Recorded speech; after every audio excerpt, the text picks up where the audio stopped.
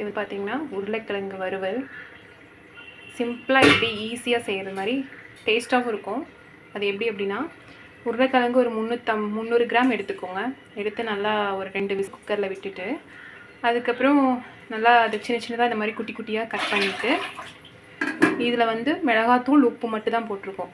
உப்பு அப்புறம் மஞ்சத்தூள் ஒரு 1/4 சிட்டிகை போட்டுட்டு, சோம்பு வந்து பார்த்திங்கன்னா ஒரு 1/2 ஸ்பூன் சோம்பு, அப்புறம் பூண்டு வந்து ஒரு 2 பல்லு பூண்டு நல்லா நுணுக்கிட்டு கொர நுணுக்கி இதில் போட்டு நல்லா அப்படியே பிரட்டி கொஞ்சம் நேரம் பெசரி அப்படியே கொஞ்சம் நேரம் ஊறட்டும்.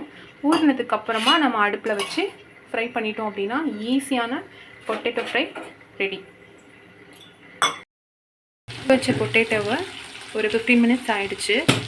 இதை வந்து பார்த்திங்கன்னா கொஞ்சம் எண்ணெய் ஊற்றி அதை ஃப்ரை பண்ணிடலாம் ஃப்ரெண்ட்ஸ்.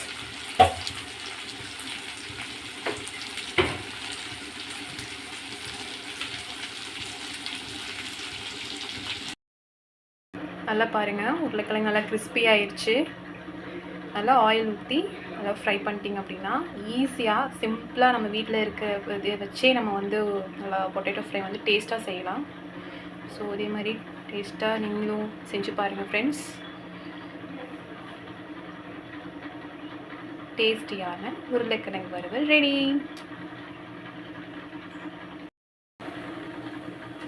பொட்டேட்டோ ஃப்ரை உங்கள் வீட்லேயும் செஞ்சு பார்த்துட்டு எப்படி இருக்குன்னு எனக்கும் கமெண்ட்டில் சொல்லுங்கள் ஃப்ரெண்ட்ஸ்.